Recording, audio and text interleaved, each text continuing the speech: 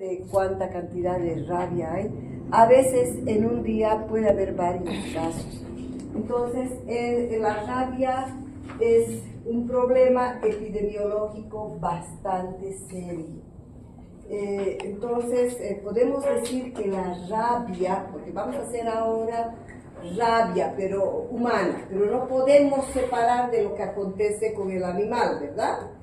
Porque es el producto de esto. Entonces, cuando hablamos de rabia, nos estamos refiriendo a una zoonosis. ¿Qué quiere decir zoonosis? Que esta es una enfermedad propia de los animales. Entonces, en este círculo que tienen los animales, son generalmente estos mamíferos de sangre caliente. Están los animales, entre los animales más frecuentes está el perro, está el gato, casi la mayoría son domésticos. Pero en el área rural, en el campo, nosotros podemos encontrar también en otros animales de sangre caliente. Los que no enferman son los animales de sangre fría. Entonces, esta zoonosis quiere decir que esta enfermedad es propia de los animales. Entonces, el hecho de que un ser humano llegue a contraer la rabia es cuando sale de esta cadena de zoonosis, de mordeduras que hay, uno contagia al otro mordiendo, sale por un accidente. Entonces, la enfermedad en el ser humano es un accidente que acontece fuera de este círculo de zoonosis. Entonces, para que un ser humano llegue a contraer rabia, se necesita que el animal mordedor esté padeciendo la enfermedad de rabia. ¿Ya? Entonces, ya les he dicho, no es absolutamente todos los animales, pero todos aquellos capaces de morder y de sangre caliente sí son capaces de transmitir. Más frecuente, les vuelvo a repetir, domésticos, perro, gato, y en el área rural podemos encontrar zorros, mofetas, cualquier animal, incluso caballos, todos que podrían estar, que son extremadamente raros. Pero no, por ejemplo, en las campañas de vacunación llevan loros, llevan ratones, hámster.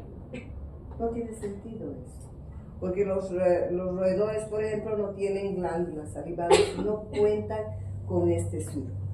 Entonces, ¿qué pasa con un animal que tiene rabia?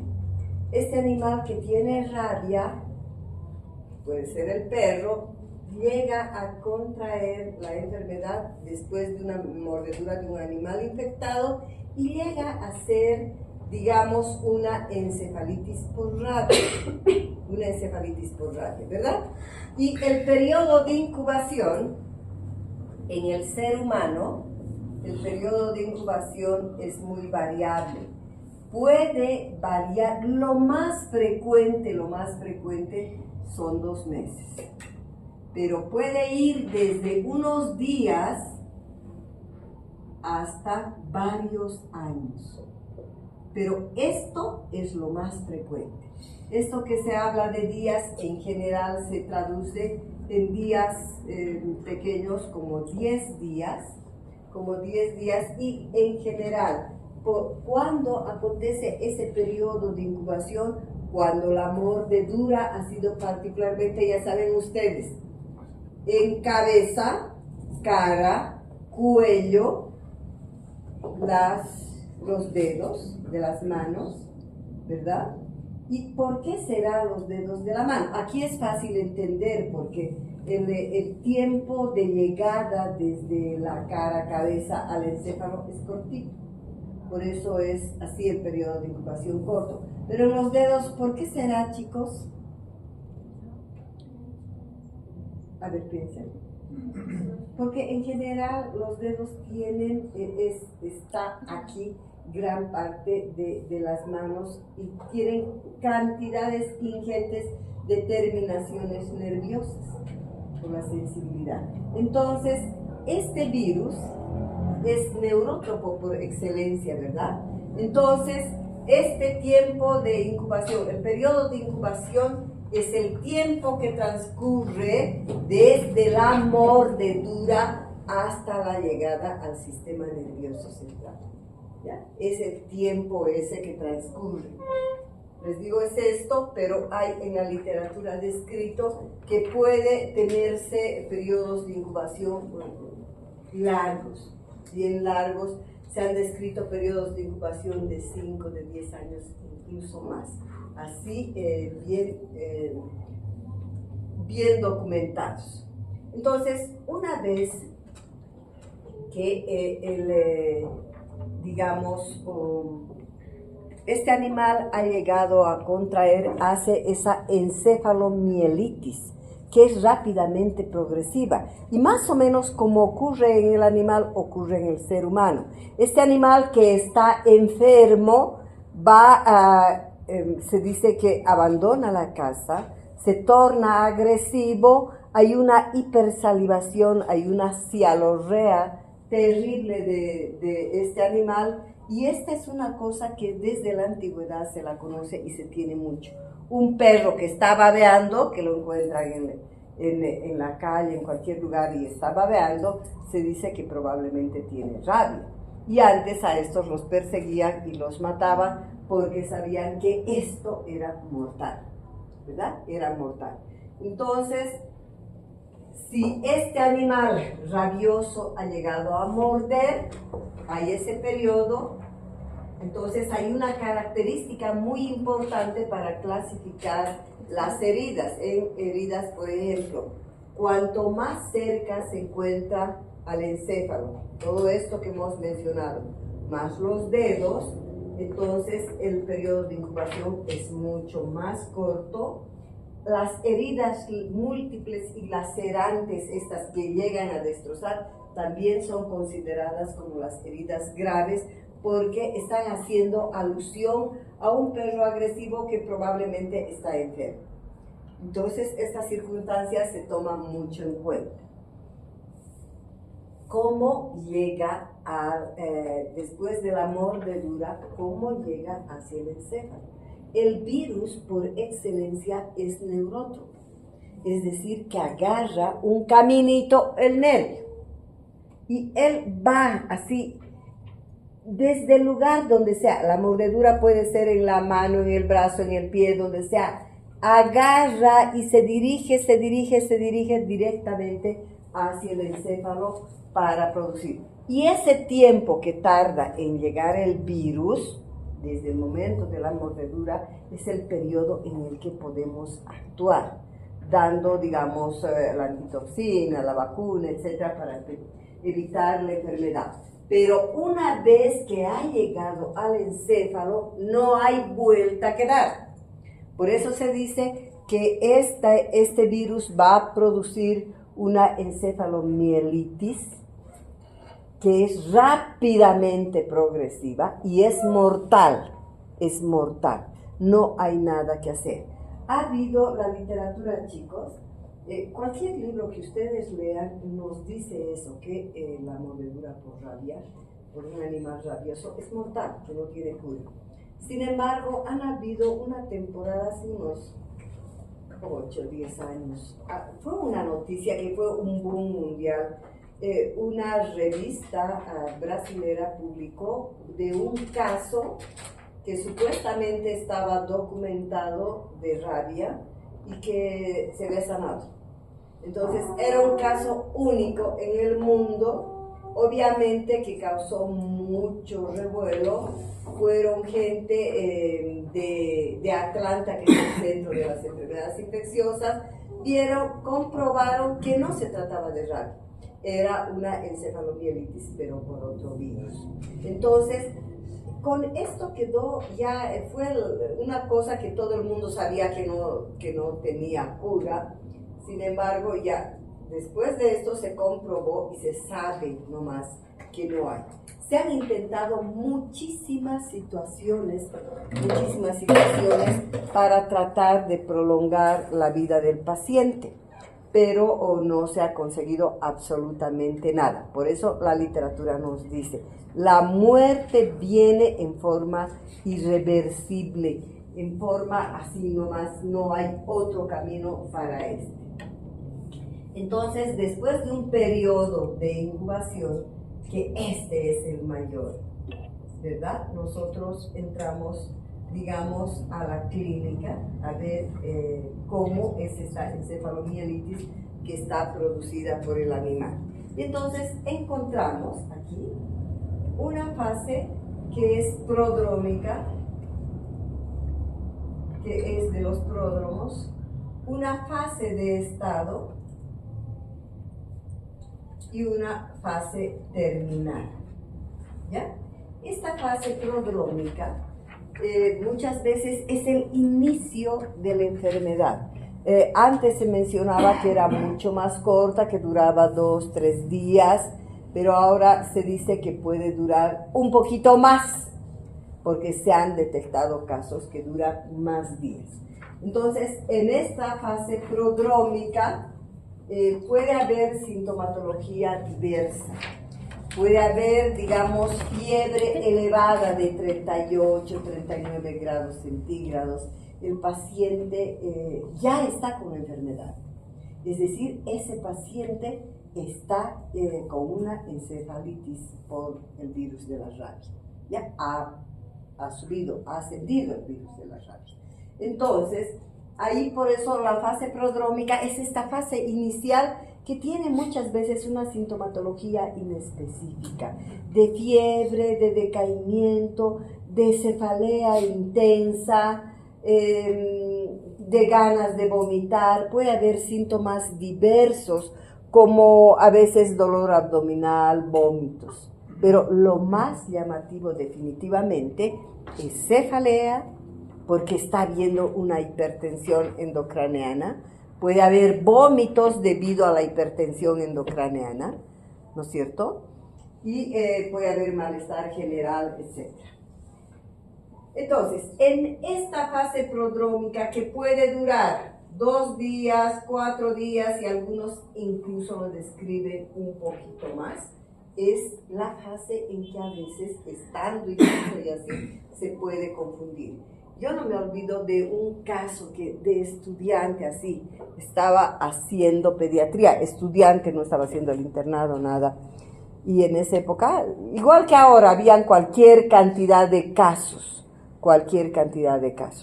Entonces vino, yo estaba en la consulta externa, y vino un campesino con su niñito de unos 5 años más o menos, y les estoy hablando de hace bastante tiempo, cuando era estudiante, más o menos de la edad de ustedes. Y el padre dice, mi hijo tiene una fiebre elevada, está vomitando y tiene dolor abdominal, además que le duele mucho la cabeza. Entonces, en ese momento, chicos, hablar de salmonelosis era pan de cada día. No como ahora. Salmonela ahora lo vemos en todas partes del mundo, rarísima vez. Lo vemos a veces pequeños brotecitos en el verano, nada más.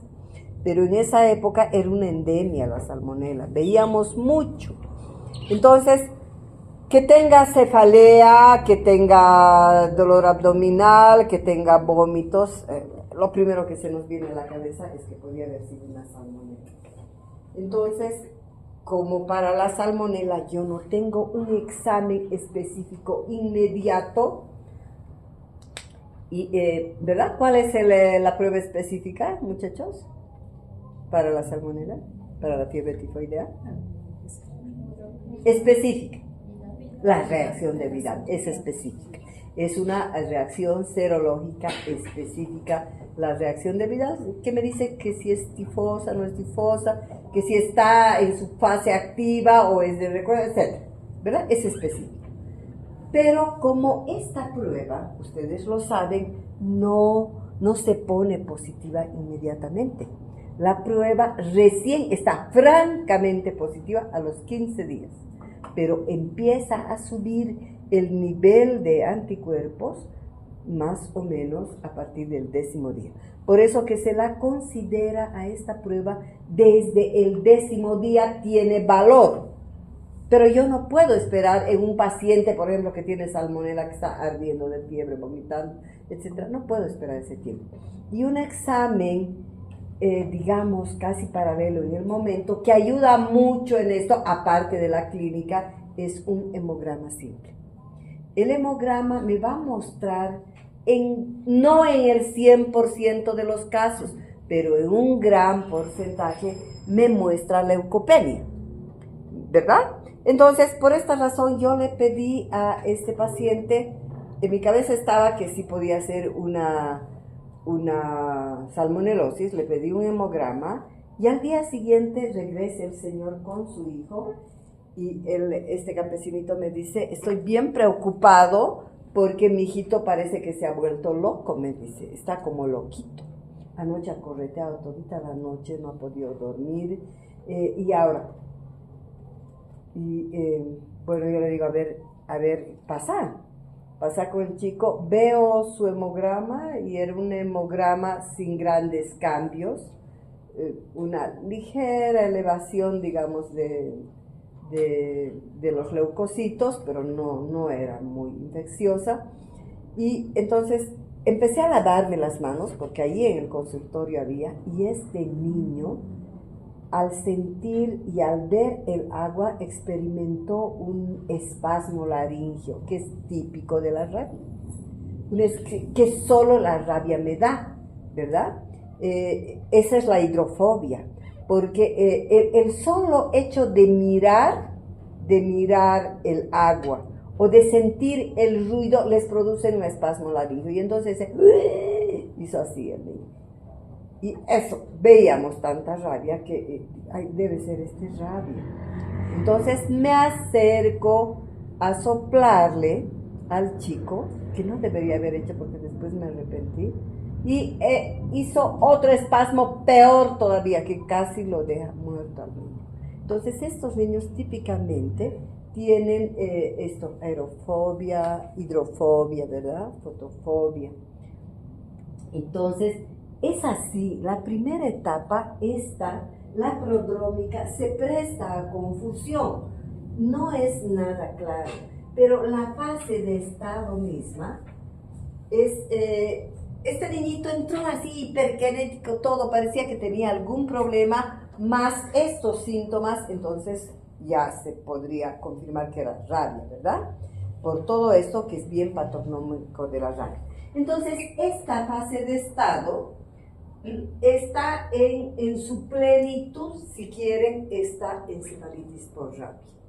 Entonces, ese niño tiene sintomatología nerviosa absolutamente así clara. Tiene signos de hiperestimulación, reflejos osteotendinosos súper elevados, hay ansiedad, hay desesperación. Estos niños corren como una tromba de un lado para otro lado, no están tranquilos, les revienta la cefalea del dolor de la cabeza porque están presentando hipertensión endocraneana. Pero además de todo esto, en esta fase de estado que están haciendo esta mielomeningoencefalitis, estos niños presentan estos cuadros típicos que les digo que son hidrofobia, aerofobia, fotofobia y toda la sintomatología, chicos, de que pueden encontrar en una meningoencefalitis, ¿ya? A veces hay contracturas musculares, etc. Esta es la fase donde absolutamente todos es fácil de diagnosticar. Es la fase que es el estadio más claro y bien propio y fácil de diagnosticar. Aquí hay confusión y luego de esto, que dura también unos días, 4, 6, 8 días, hasta 10 días puede durar, se entra a una fase ya que es de remisión, que un porcentaje grande es una fase, digamos, más bien de depresión del sistema nervioso central, porque en esta otra es una fase de estimulación, ¿verdad? Entonces, Se han intentado, entonces fíjense el diagnóstico, por lo tanto, chicos, después de hacer en este niñito, por ejemplo, nunca se me había ocurrido, ni el padre me dijo nunca que había sido mordido de perro, pero después retrospectivamente, investigando, y le dije, ¿y no tuvo mordedura de perro? Y él dijo, sí, hace más o menos un mes. Le mordió un perrito chiquitito que me compré de la cancha, así chiquitito, y que se murió. A los 2 días, 3 días se murió. Y él se olvidó, porque yo le dije, debe estar haciendo rabia este niñito. Y él se olvidó de ese episodio, pero retrospectivamente a veces recién preguntamos, ¿verdad? Porque está claro ya el cuadro. Por eso, cuando hay perros, en la conducta de la vacunación, por ejemplo, del perro, chicos, cuando te dice, ay, mi perro es de raza y está embarazada, pero yo no la vacuno. Y hay casos de rabia. Hay casos de rabia, ¿no es cierto? Y Bolivia, chicos, Bolivia, antes de pasar al diagnóstico, hablando un poco de epidemiología, existen 3 grupos fundamentales en el mundo, agrupados, claramente definidos. Países que tienen, por ejemplo, rabia endémica, quiere decir que durante todo el año está circulando el virus de la rabia. Y quienes están en este grupo que tienen rabia endémica, ahí está Asia, África y Latinoamérica, ¿ya? Entonces estamos toditos nosotros en este grupo que tienen rabia endémica. Hay otros países donde tienen solo la rabia en los animales silvestres, en el bosque, en el campo, etc. Ahí entra el grupo de Estados Unidos y un poco Europa, pero menos los del norte. Y hay un tercer grupo de países que no tienen rabia. Estos de Europa, Estados Unidos, solo tienen en el área rural, en los bosques ahí. Y este otro grupo del norte de Europa, arriba, Nueva Zelanda, todo este grupo del norte hasta arriba, no tienen rabia, ni silvestre, ni urbana, no hay rabia. Entonces, pero si retomamos a lo que nos corresponde a nosotros, que estamos dentro de ese grupo de riesgo, ¿cuál creen que es el país que más casos de rabia tiene de este grupo, que es Asia, África, Latinoamérica? Perdón, no es así, no es de todo esto. En estos 3 es endémico, pero en Latinoamérica nomás, ¿cuál creen que es el país que tiene más casos de rabia? Bolivia. Bolivia es el país que más casos notifica de rabia en forma anual. Bolivia. Fíjense que a veces hay, cuanto más gente en el campo, en las áreas periurbanas, etc., hay gente que tiene 8 o 10 perros, 6 perros, ¿no? Sí, lejos yo ahorita tengo 4 perros, pero he llegado a tener hasta mucho más, ¿no es cierto? Bueno, pero no salen de mi casa, ahí adentro están. Y de Bolivia, ¿cuál creen que es el departamento que tiene más casos de rabia? Cochabamba, queridos. Es el semillero de rabia a nivel internacional de toda Latinoamérica, es Cochabamba. Los casos que reporta son más que Santa Cruz, más que La Paz, más que ninguno, Cochabamba. Y de Cochabamba, ¿cuál será el lugar que tiene más casos de rabia? Cala. No, es el que menos tiene, querido. Pues ahí viene gente que es responsable en Cala. Es gente que sus perros están dentro de su casa. En la cancha. El lugar que es endémico, terrible, donde la mayoría de los casos porque todo el tiempo estamos vacunando, ¿no es cierto? Y estamos en endemia, y en este está aumentando, hay casos circulando. Es toda la conurbación. ¿Qué quiere decir? La parte periférica que rodea a Cochabamba, todos los centros, Lacma, Jayhuayco, Tiquipaya, Quillacollo, Sacaba, Punata, Clisa, todo eso es la conurbación. Todo, ese lugar. Pero el centro, el casco viejo, no quiere decir que nunca va a haber, pero son los menos, porque en general estos perros están dentro de la casa y son los mismos perros que se vacunan, chicos. Cada vez que hay campaña sacan a sus perros, llevan, pero hay perros en la calle, en Cerro Verde, en todo esto, no, aunque tienen dueño, pero ellos están en la calle y estos no se vacunan nunca. Y estos son los peligrosos, ¿verdad? Entonces, eso tenemos que saber también.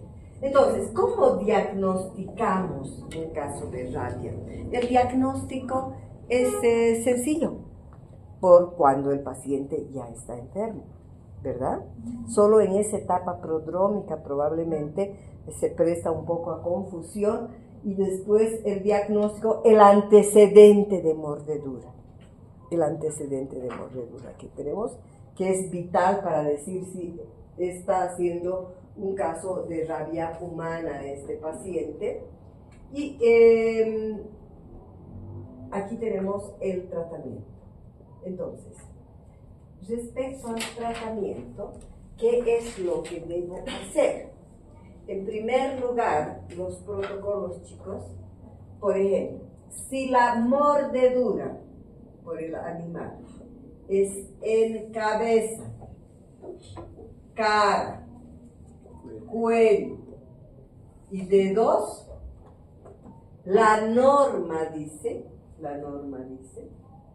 que debe recibir suero antirrábico. ¿Qué es el suero antirrábico, chicos? ¿Qué es el suero antirrábico? ¿Perdón? No, mi amor, eso es vacuna, te estarás refiriendo. Suero son anticuerpos formados.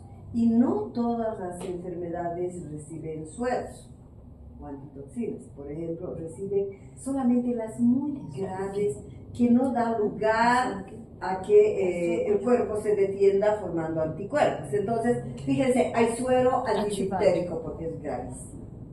Hay suero antitetánico, ya hemos visto, ¿no es cierto? Y hay el suero antirrábico. Y hay los sueros antiofídicos también para las picaduras de víbora. Son cosas así rápidas, donde tú tienes que administrar el suero. Y este suero antirrábico puede ser homólogo o puede ser heterólogo. Este es homólogo y esto es heterólogo. ¿Qué quiere decir homólogo? Que esos anticuerpos se formaron en un ser humano.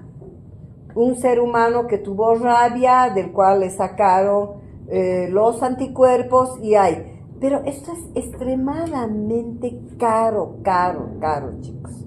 El suero que habitualmente se maneja a nivel mundial es el heterólogo, el que se forma en animales de laboratorio, puede ser en cobayos, en cerdos, en caballos, etcétera, pollos, en lo que sea. Pero este es el heterólogo. Obviamente que el homólogo, como está formado en seres humanos, tiene, digamos, menos probabilidad de reacción alérgica. Pero este otro, el heterólogo, es seguro. Es el que da la Organización Mundial de la Salud a todos los países. Y es bueno. Yo en el tiempo nunca he visto una reacción hipersensible, nunca. Suero. Pero existe la posibilidad, ¿ya? Luego del suero este suero antirrábico, entonces se da, porque hemos dicho que su periodo de incubación es bien cortito, es apenas 10 días, y entonces puede llegar bien rapidito al encéfalo y hacer la encefalomielitis. Además de esto, ¿quiénes reciben el suero antirrábico? Esta es la localización, cabeza, caracol y dedos. Además, animales con rabia positiva. Es decir, que a veces les sacan, ¿no es cierto?, la cabeza, llevan al laboratorio y ahí encuentran una lesión típica. ¿Se acuerdan qué se llama? Los corpúsculos de Negri o cuerpos de Negri, ¿verdad? Son inclusiones intracitoplasmáticas, que eso es típico, patognomónico de la rabia. Si encontramos eso, decimos, pero el hecho de no encontrar los corpúsculos de Negri no me descarta rabia. Porque puede estar el animal con rabia en un determinado momento, pero está en camino, o este lugar no tenía este corpúsculo de Negri.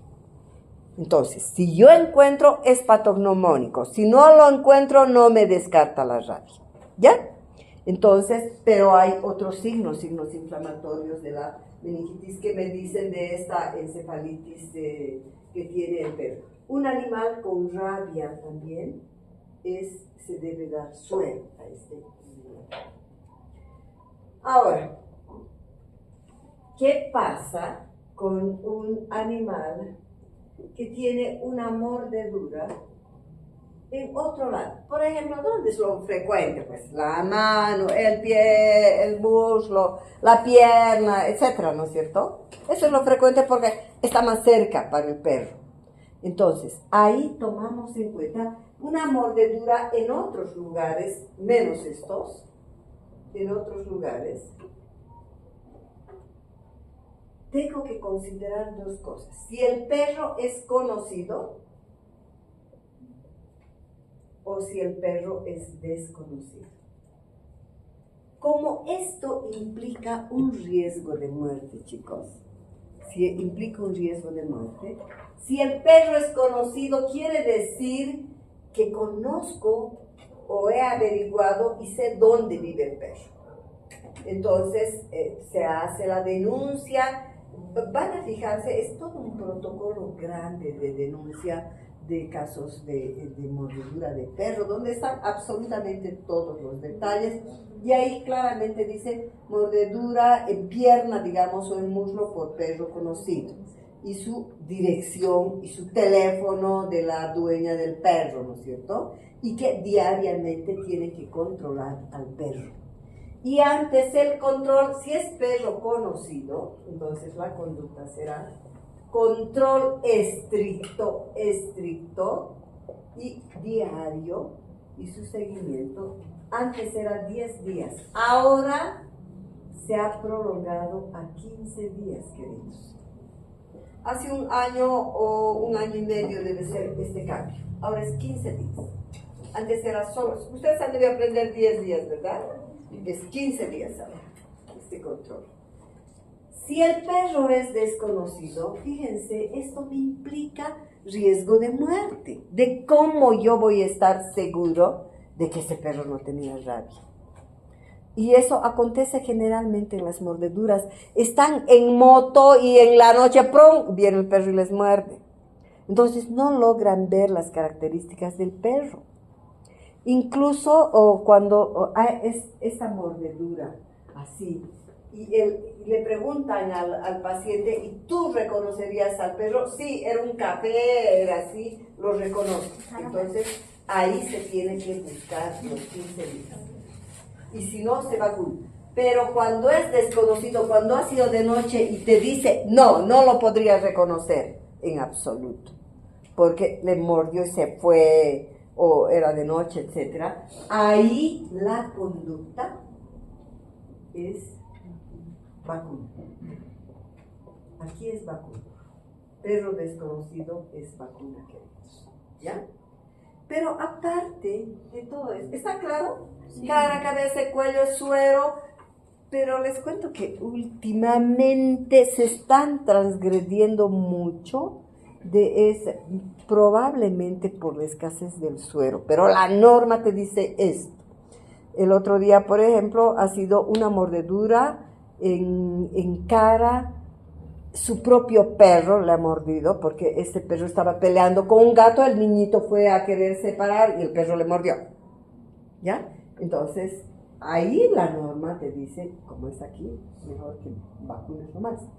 Pero ya escuché por la enfermera que si el perro es conocido y ha sido una circunstancia de esas, que le pisó la cola, la pata al perro y el perro por defenderse les muerde, si es ese tipo, hay que observar.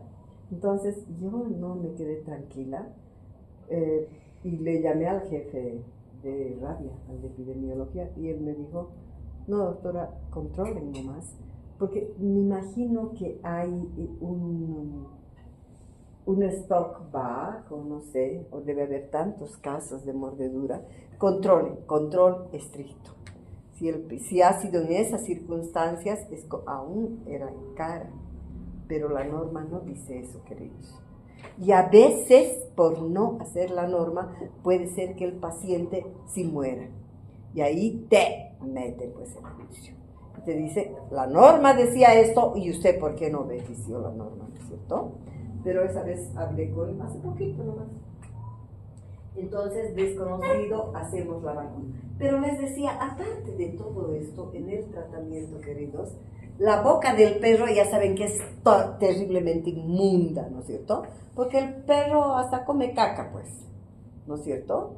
Y ahí en las deposiciones, en las heces, nosotros vamos a encontrar toda clase de bacterias.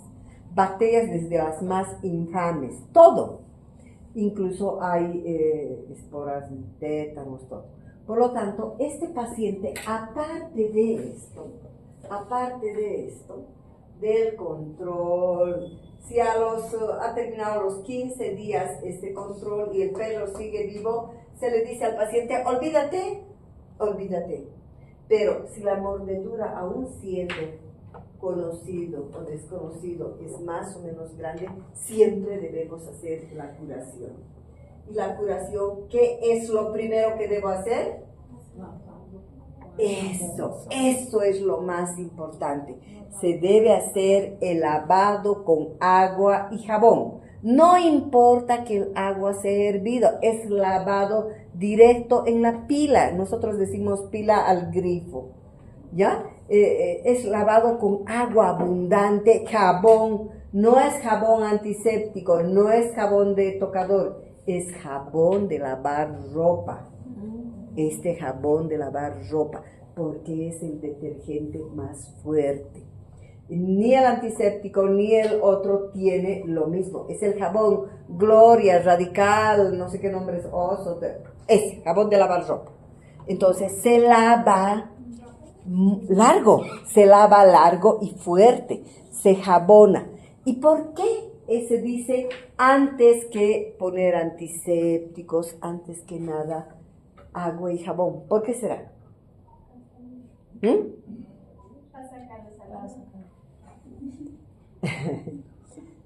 ¿Por qué está producido la enfermedad?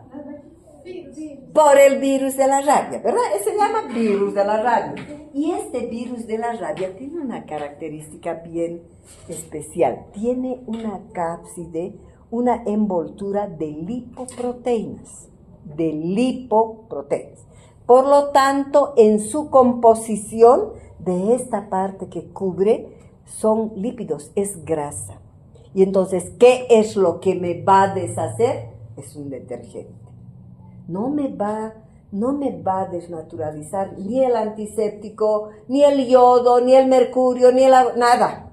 Me va a hacer el detergente. Entonces, esa es la razón, queridos, porque tiene una cubierta de lipoproteínas, ¿no? Y entonces, este lavado se dice que debe ser bien prolijo, no así, y le enjuago ese rato, no, largo, que sangre, mejor que sangre, ahí saco.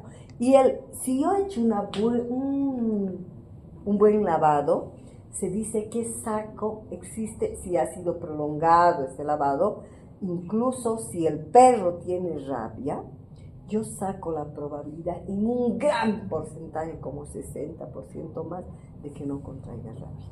Entonces, ahí por eso es que nosotros tenemos que hacer educación siempre. Lo primero es lavado con agua y jabón. Después, para curar la herida, antiguamente incluso no se suturaba, porque muchos se infectaban. Pero si he hecho un buen lavado, un buen aseo antiséptico, todo ya puedo suturar, puedo hacer todo.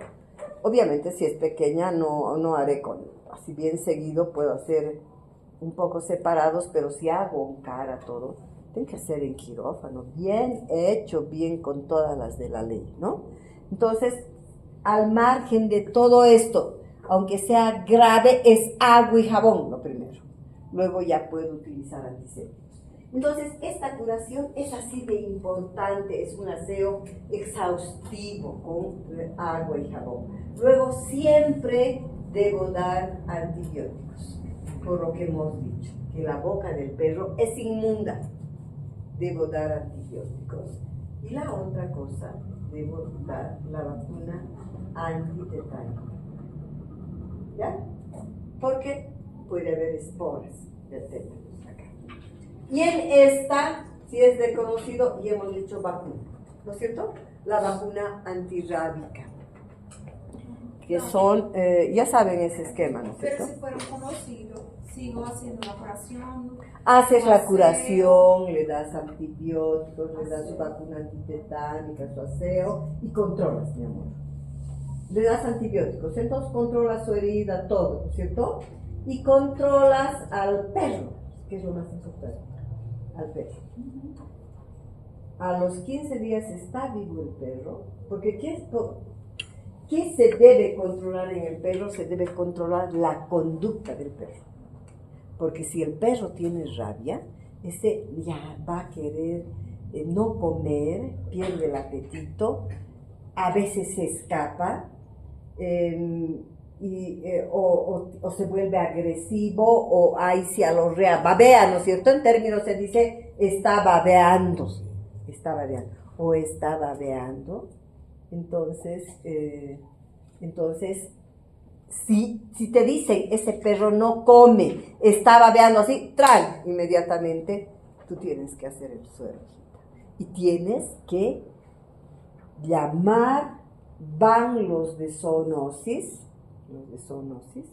que hay una cosa especial donde tratan rabia, recogen al perro, le sacan la cabeza y hacen anatomía patológica. Hay positivo y hay absolutamente, se hace todo. Y se vacuna, se pone el suero, todo antes de que ocurra algo. Entonces, para eso es el control de los 15 días.